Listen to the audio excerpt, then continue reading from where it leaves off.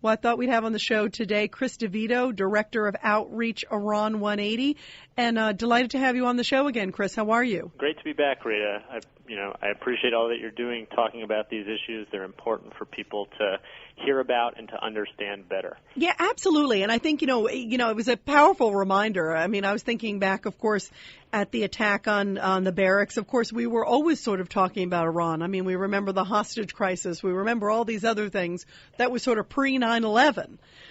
If you will. But these guys have been agents of terrorism and agents of destruction for a long time, right? Absolutely. And I mean, as you've mentioned, I think very astutely, in the kind of pre-9/11 environment, often what you would hear from intelligence officials and law enforcement officials is that Hezbollah, which is an Iranian-backed organization, is the A-team of terrorism internationally. And I think that kind of in the past decade, we've moved to a conception, I think, at least publicly, of terrorism as being a diffuse non-state actor-driven, event or set of activities. And the reality is that traditionally terrorism has been state-sponsored in its nature. In this instance, we're talking about Iran as being a consistent and destructive state sponsor of terror for the past nearly 30 years. Yeah, what is your sense going back and sort of where things are now? I thought it was interesting that there's this congressional hearings. Of course, it's been sparked by this recent plot that was uncovered against the Saudi ambassador to the U.S. But how pervasive do you think when you hear the thought of, okay, let's talk about Iranian cells in America? How many cells are there? I mean, how pervasive is this problem that Americans should be concerned about? Sure, and I think it's important to understand that to a large degree, this is happening through Hezbollah, which is itself an Iranian-backed Lebanese terrorist organization. I mean, over the past 10 years, we've seen numerous instances in which U.S. law enforcement has arrested and successfully prosecuted individuals for material support of terrorism here in the United States. Oftentimes, these are kind of low-level crimes. The nature of the activity is geared towards fundraising and serving as a source of cash for Hezbollah's activities back in the Middle East or elsewhere in Latin America in some instances. So most of the activity has been for low-level crimes like cigarette smuggling or wire fraud. There were instances where people were, fabricating Viagra pills. So not things that necessarily grab huge headlines, but ultimately are the source of significant amounts of cash for Hezbollah and their activities. Yeah, and how well financed are they? Give us a sense of sort of, and how easy is it for groups like that to come into this country?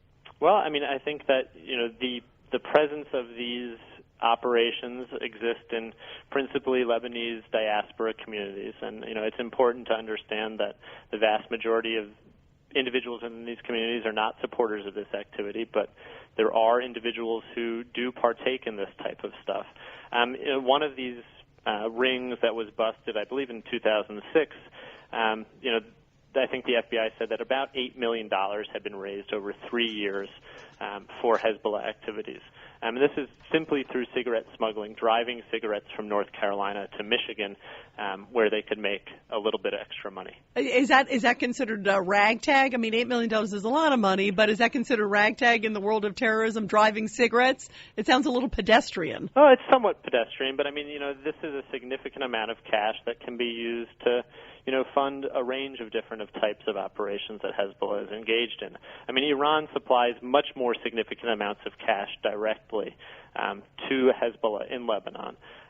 But I think in terms of the American scene, $8 million being raised simply through one guy smuggling cigarettes or a small group of men smuggling cigarettes is fairly significant. Yeah. When you think about it, if it's just a small group, that is a pretty significant. When we come back, we're going to continue talking with Chris DeVito, Director of Outreach, Iran 180.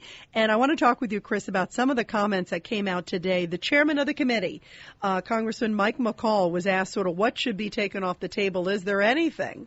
And his response is nothing should be taken off the table with Iran, not even military action. We're going to talk about that and a lot more when we come back here on the Rita Cosby Show as we talk about Iranian cells in the U.S. in light of this latest development, as we know about this alleged plot against the Saudi ambassador on U.S. soil. A new committee today saying that there are a lot of cells in Canada planning on coming to the U.S. What can we do to stop it? And this is the Rita Cosby Show. We're talking about the congressional hearings taking place today, where it basically said that Iran has been responsible for more than 200 terrorist attacks, including, remember, those 2 truck bombs that hit the barracks in Beirut. That caused, of course, enormous headlines. That was back in 1983. There were many Americans killed. Over almost, I think, about 299 people were killed. 241 of them were servicemen, including many U.S. Marines, and Hezbollah and Iran tied to that attack. And now there's word during these congressional hearings that there's a network that's being set up in Canada of a whole bunch of Iranian cells planning to move operatives into the United States. Also, this all comes in light of this new plan, this new assassination plot that was uncovered by the U.S. that we heard Attorney General Eric Holder talk about, uncovering a plot where they were planning to assassinate the Saudi ambassador on U.S. soil. So are they getting emboldened? And what can we do to stop Iran, as we also know that they're working on nuclear development?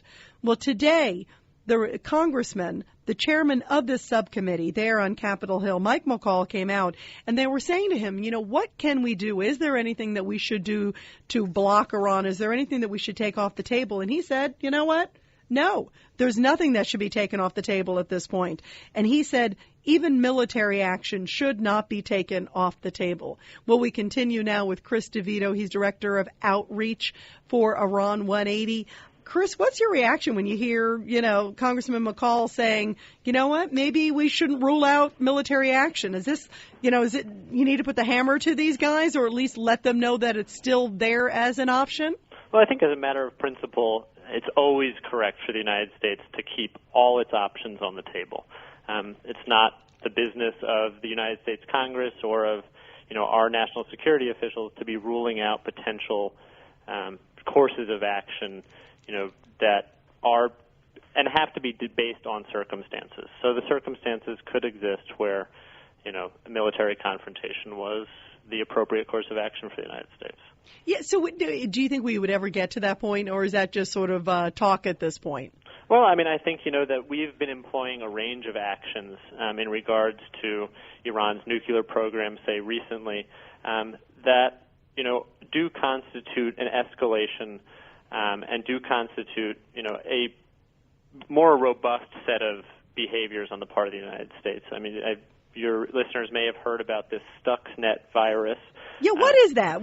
I was hearing, what is that? So this is a very, very sophisticated piece of, computer code that was basically installed covertly on Iranian, in the computers of Iranian, at Iranian nuclear facilities, the ones that principally operate the centrifuges, and has been used to basically make these machines run haywire, and has effectively, set back the Iranian nuclear program significantly over the past year.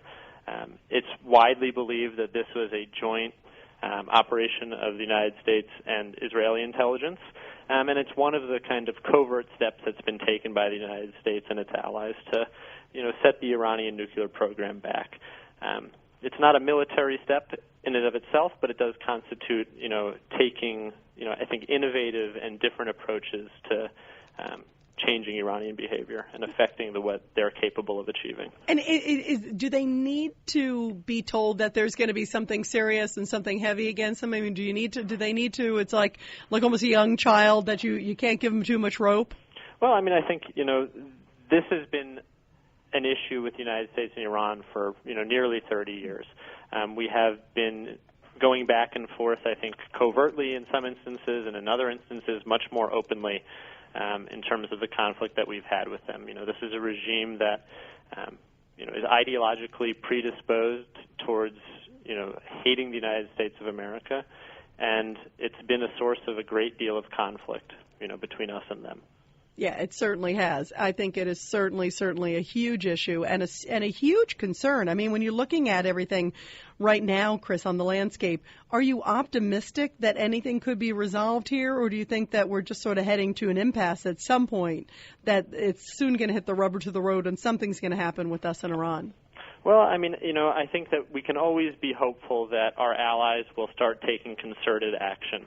I think it's important that the United States impress on countries like Turkey, that does nearly $15 billion of business with Iran every year, that they should, help us put the screws to Iran in terms of the behavior that they're pursuing, internationally in terms of their own their nuclear program, in terms of the terrorist activity that they encourage in both Iraq and Afghanistan, targeting U.S. soldiers, and as well as the treatment that they subject their own people to on a daily basis. I mean, I think it's also important to remember that the Iranian people are the principal victims of this regime, and that the behavior of the international community has the power to affect the way that Iran behaves.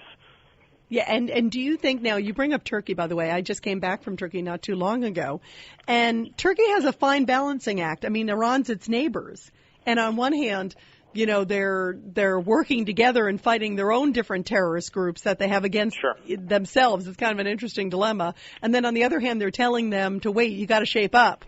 Yeah.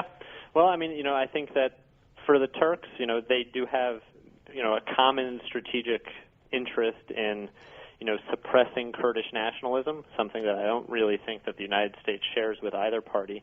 But they also have an interest in maintaining some sort of stability in Syria and maintaining, preventing a large-scale human rights disaster from occurring there, which the Iranians are themselves helping to foment in their own support of the Syrian regime and its brutal crackdown on its own people. So Turkey increasingly has an interest in reining in Iran's regional behavior. I think if you look going forward, these are two countries that will be competing for regional influence. And I think it's certainly in Turkey's interest to help us rein in Iran. And how much influence do you think, like countries like Turkey and now, in the scheme of things, and Chris is a little outside your bailiwick, but Libya coming out and saying now it's going to be Sharia law, it's going to be a Sharia Islamic constitution. How much does that just sort of complicate the region? Well, it's certainly a very complicated situation. I mean, I think that we can hope that Turkey's democratic system serves as a model for the rest of the region. I think that, we can look at the involvement of Islamist parties in popular politics in the region and be alarmed by it. But I think the reality is that any sort of transition to a more representative political system, in the Middle East more broadly, will have a place for, Islamically flavored politics. And this doesn't mean necessarily the, replication of Iran. I think that the Iranian example is one that people in the region look to, and it's not in a favorable light. People don't want the oppressive kind of Islamist state that exists there to be replicated in their homelands.